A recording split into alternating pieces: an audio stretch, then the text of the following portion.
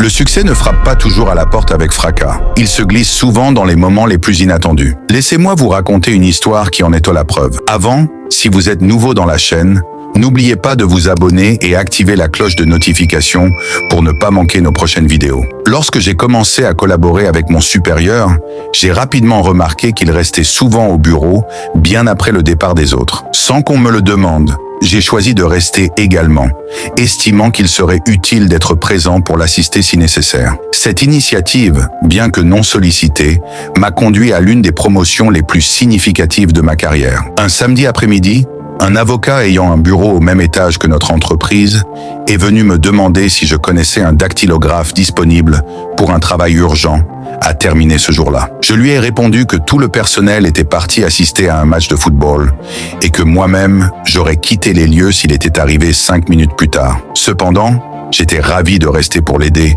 car un match de football peut attendre, tandis que son travail devait être achevé avant la fin de la journée. Après avoir terminé la tâche, il m'a demandé combien il me devait. J'ai plaisanté en lui disant « Oh, environ 10 000 € puisque c'est vous. Pour quelqu'un d'autre, je n'aurais rien demandé. » Il a souri et m'a remercié.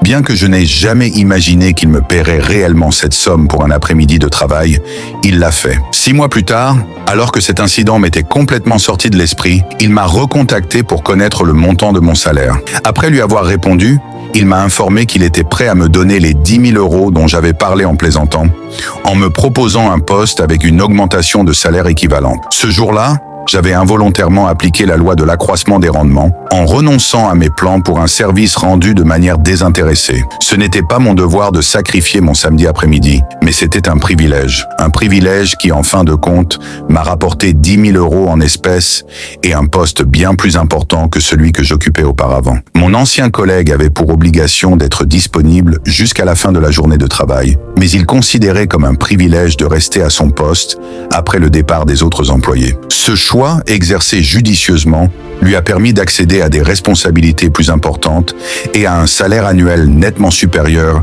à ce qu'il aurait gagné dans son poste précédent. Nous traversons 2 étapes essentielles dans notre parcours professionnel. D'abord, celle où nous acquérons, classifions et organisons nos connaissances, puis celle où nous cherchons à obtenir la reconnaissance de notre valeur. Il est impératif d'apprendre d'abord ce qui nécessite un investissement d'efforts supérieur à celui que la plupart sont prêts à fournir. Une fois que nous avons acquis les compétences nécessaires pour être utiles aux autres, il reste encore à surmonter le défi de convaincre autrui de notre capacité à les servir. Il est crucial d'être non seulement prêt, mais aussi désireux de rendre service aux autres. Chaque occasion de le faire est une opportunité de prouver notre compétence, nous rapprochant ainsi de la reconnaissance que nous méritons tous. Plutôt que d'attendre que le monde nous offre des garanties financières, avant de démontrer notre valeur, il est préférable d'adopter une approche inverse. Offrons d'abord nos services, prouvons notre valeur, et envisageons ensuite la rétribution financière si le service rendu satisfait les attentes. Chaque geste compte, chaque service rendu